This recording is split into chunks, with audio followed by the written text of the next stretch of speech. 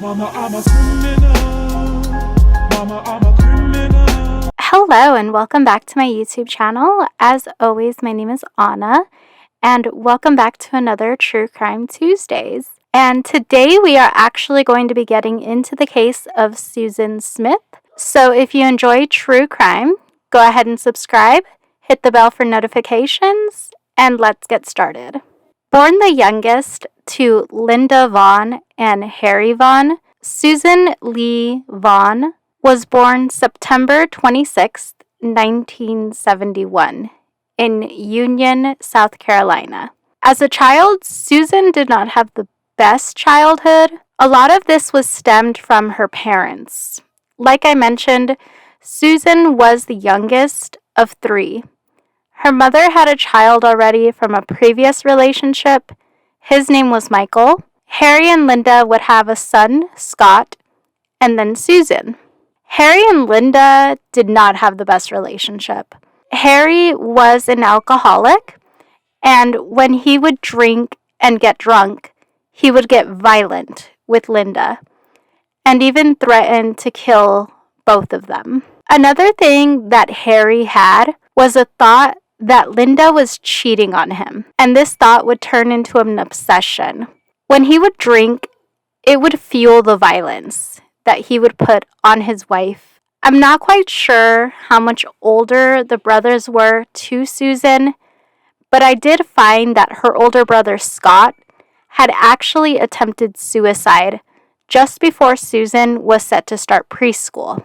This disturbs me considering Susan would have been about 4 years old at the time, and even if her brother was 5 years older, that would put him at 9, and even that is too young to even know what suicide is, much less attempt it. This speaks volume to the type of upbringing that the boys and Susan would have. Finally, in 1977, Linda had had enough and filed for divorce.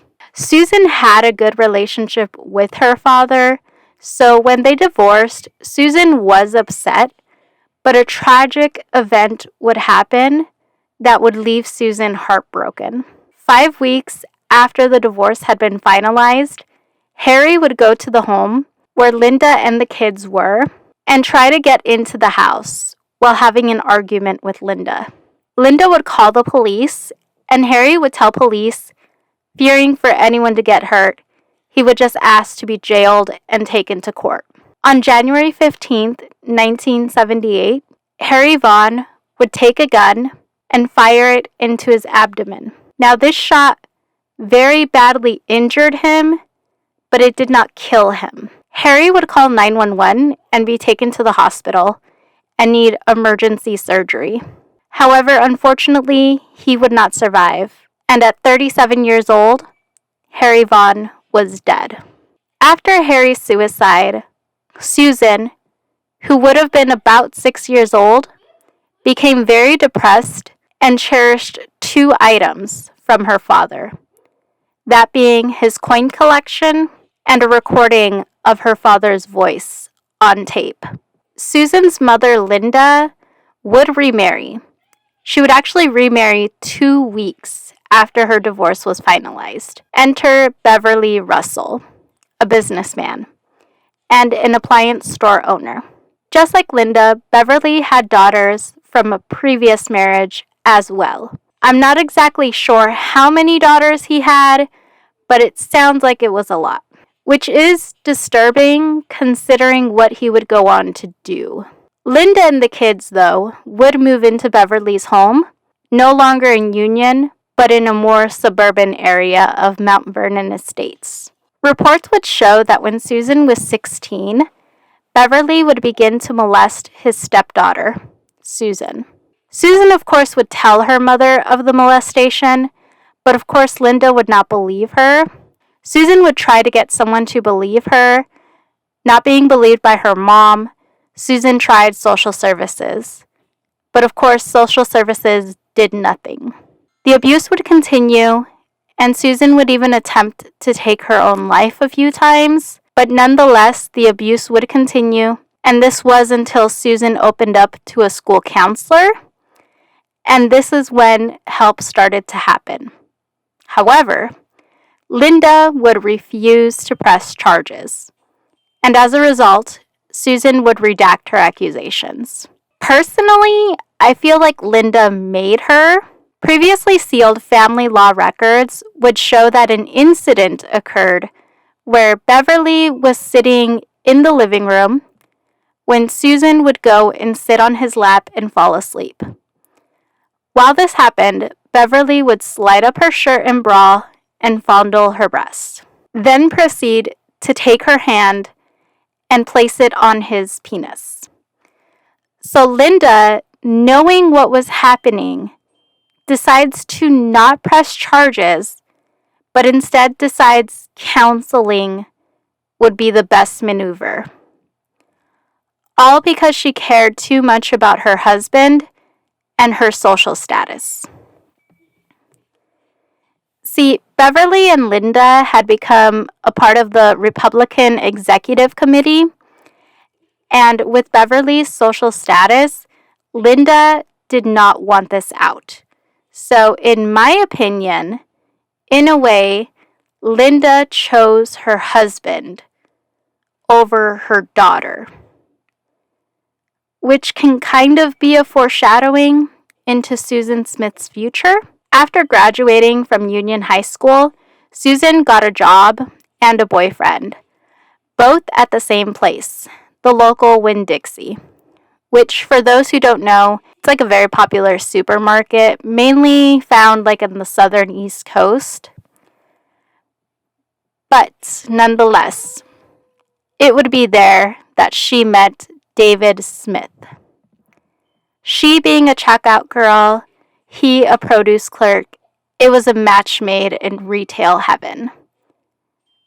Well, this fairy tale had a twist though. Because see, while Susan was getting to know David, she was actually having an affair with the store manager. She would eventually get into a relationship with David while still seeing the store manager, and now having consensual sex with her stepfather, Beverly. In about January of 1991, Susan would find out that she was pregnant and that there was 3 potential fathers: Beverly Russell, David Smith, and the store manager. David Smith would be the father, and the couple would marry March 15th, 1991, when Susan was only 2 months pregnant. The newlyweds would move into David's home in Union and have a child. Michael Daniel Smith was born October 10th, 1991. David and Susan's marriage would start to show signs of unraveling, but still the couple would welcome a second child together. August 5th, 1993, Alexander Tyler Smith would be born.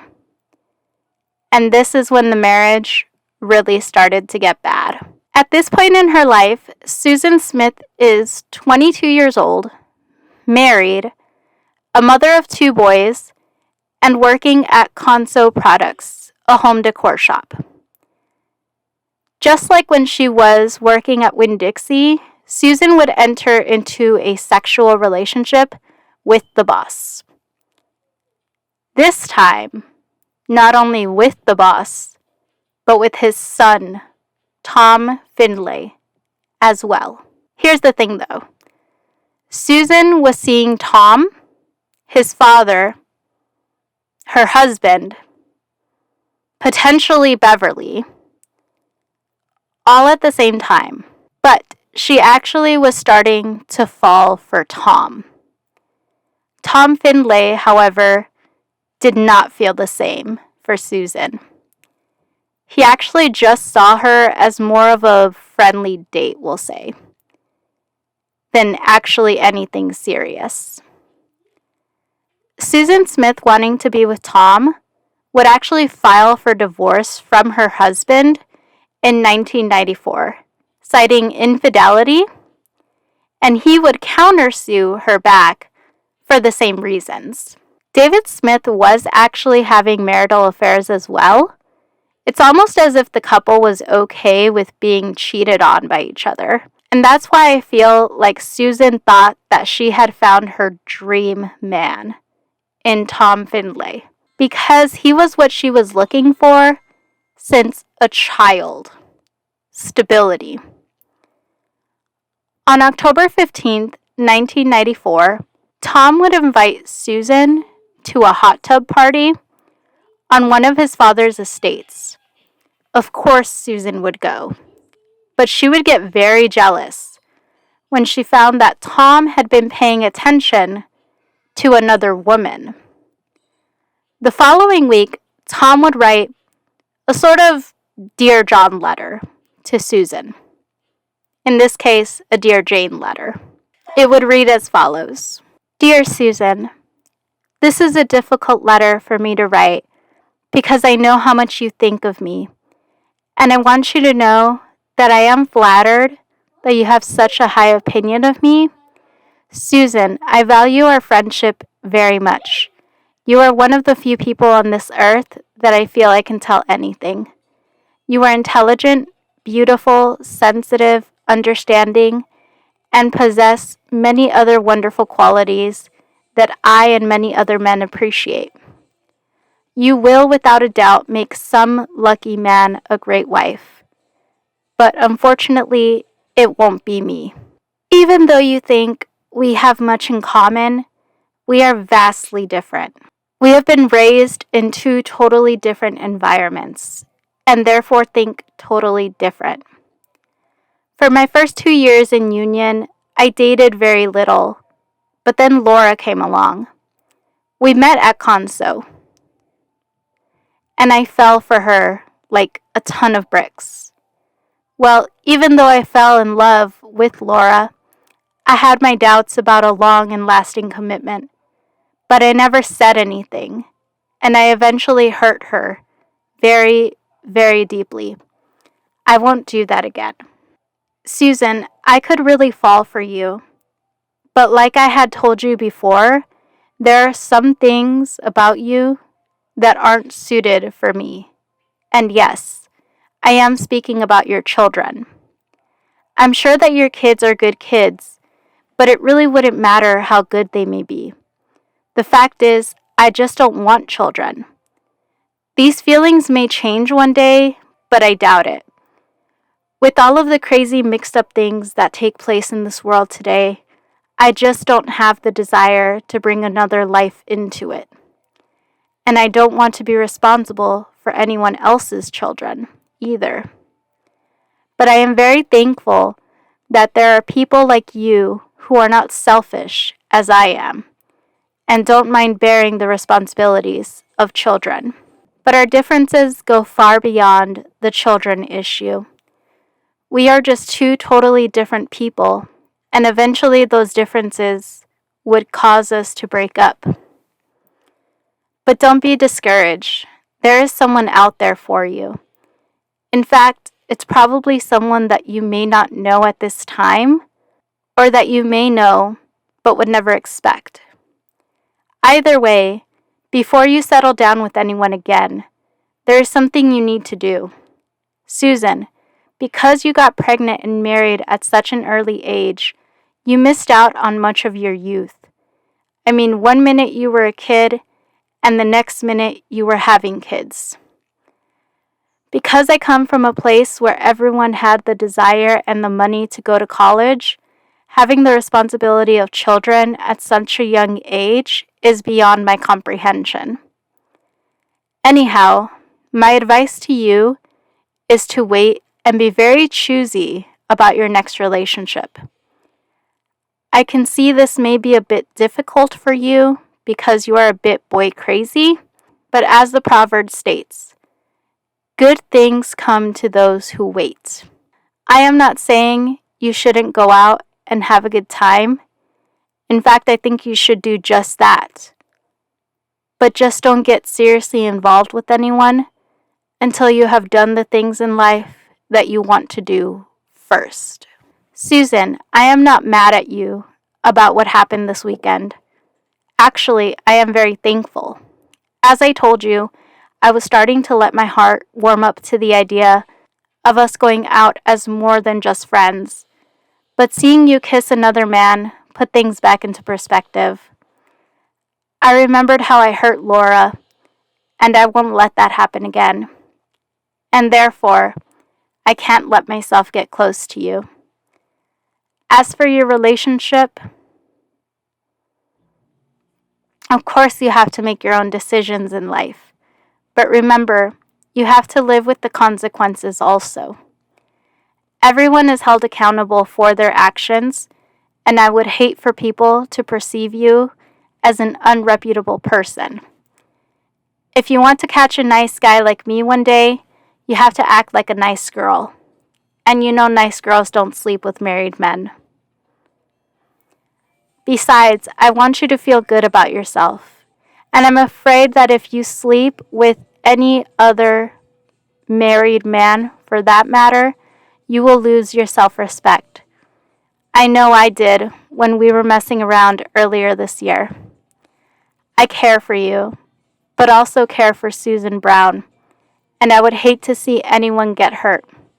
Susan may say that she wouldn't care, but her husband had an affair. But you know, and I know, that is not true. Anyhow, as I have already told you, you are a very special person. Don't settle for mediocre in life. Go for it all and only settle for the best. I do. It is 11:50 p.m. and I'm getting very sleepy, but I wanted to write you this letter because you are the one who is always making the effort for me, and I wanted to return the friendship. Again, you will always have my friendship, and your friendship is one that I will always look upon with sincere affection. Tom. Wow. Susan would respond to this letter by saying, "Dear Tom, just a note to say thank you for everything I can never express in words, how much you mean to me. I will always treasure our friendship and all of the many wonderful memories we made. I want you to know that I have never felt with anyone the way I feel when I'm with you. I have never felt so needed. You are a very special person, and that is part of why making love to you is so wonderful. I know how you feel about our relationship, and I respect that. I'm appreciative of your honesty with me. I do want us to be friends forever, and I'll never let anything happen that would change that. I do hope that we will be able to date some and be together again someday. But if we never made love again, my feelings for you would not change because having you as a friend is worth more than sex could ever be worth. Once again, I'm sorry for Saturday night and would take it back in a heartbeat if I could. I really wanted to be with you and hated that I wasn't. Thank you for being there for me through all the rough times. You are a true friend. I want you to know that I will always love you and care for you for the rest of my life. You are the best friend anyone could ever have." Well, I hope I said everything right. The bottom line is, I'm glad we are friends, and if that is all we can be, then we will just have to do a hell of a good job being that. Who knows what the future holds for our relationship? I'm just going to live one day at a time. One more thing before I go. Please don't ever hesitate to call me if you ever need anything. I will always be here for you. Friends forever, Susan. So after this exchange of letters, Susan would of course become very depressed, feeling like she had lost the love of her life. She started to think that just maybe, if she could give up everything she had for Tom, that he would want to be with her. Here's my quick opinion after reading his letter. The way I took it was that Tom was saying, not only do you have kids, but we come from two totally different walks of life. Which is true. Susan had a traumatic upbringing. Tom really didn't have to worry about anything. He was pretty much raised in a well-off lifestyle.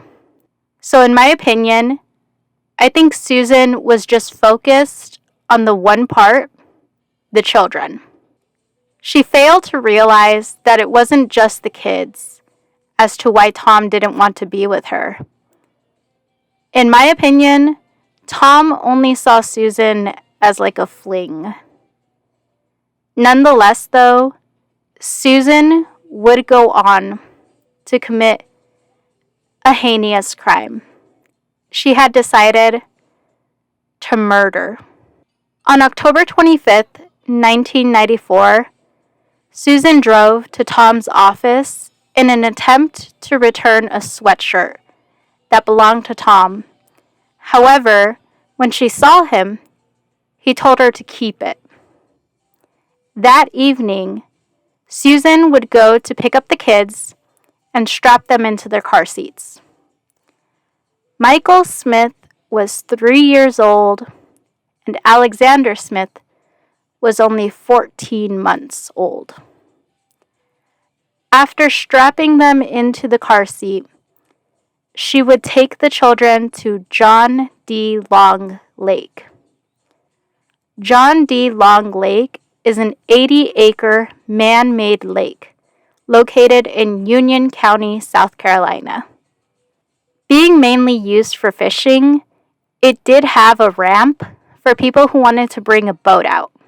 Susan would drive her car up to the boat ramp and would proceed to get out of the car and watch as it drove into the lake, with her sons still strapped into their car seats. It's unclear whether or not the children were actually awake when the car went into the water, but in an attempt to cover up her crimes, she would start to run into the neighboring houses, crying and asking to come in to use the telephone, that her car with her children inside had just been carjacked by a black man. Over the next 9 days, searches would be conducted, and Susan would make pleas on television for her children's safe return. Police, in investigating and trying to locate the kids, would actually start to find inconsistencies in Susan's story. The biggest being that each time she was questioned, her story always seemed to change. As for friends, they would later mention how the only thing that Susan seemed to care about was Tom, and to be in contact with him. Susan would have friends who knew the both of them and tell them to have Tom call her. This would be suspicious to her friends, who found it odd that she cared more about seeing Tom than her actual missing kids. On the 9th day, November 3rd, 1994, Susan would confess that it had in fact been her. She confessed that she took the kids and the car to the lake and proceeded to push the car into the lake, drowning her children. She would of course be taken into custody and charged. Now, before we go on to the trial, remember when I said that Susan and David had filed for divorce? Well, once Susan was arrested, the divorce would actually finalize. Susan would go on trial in 1995. The charges would be 2 counts of murder. 1 for Alex, 1 for Michael. During the trial, many would testify. The prosecutors would argue that Susan murdered the children intentionally to be with Tom, since along with the kids, the Dear John or Jane letter was also found in the car. The defense would argue depression is what led Susan to do what she did. Depression from a broken home to a failed marriage and losing Tom was the breaking point. Steve Morrow was the search and rescue diver who actually located the vehicle that held the kids. He would testify how when he found the Mazda, and I quote, "I had to put my light against the window and peered in. I was able to see a small hand pressed against the glass." End quote. Tom would also testify on the letter that he had sent her. And in a shocking reveal, Beverly would testify that weeks before the murders, he and Susan had had consensual sex. It would only take the jury about 3 hours to find Susan Smith guilty on 2 counts of murder. She was sentenced to life imprisonment with possibility of parole after 30 years. In the year 2000, it came out that Susan Smith, along with drug use, had actually been having sex with one of the prison guards. That prison guard, Alfred Rowe, would be sentenced to 5 years of probation. As for Susan Smith, she is actually up for parole in 2024. So that is the case of Susan Smith. What is your opinion on the case? Do you think losing her father at such a young age and major daddy issues was a contributing factor in the murder of Michael and Alex? Let me know in the comment section down below. And again, if you enjoy true crime, go ahead and subscribe, hit the bell for notifications. Have a great rest of your Tuesday. Thanks for watching, and I'll see you all soon. Bye. Mama, I'm a criminal.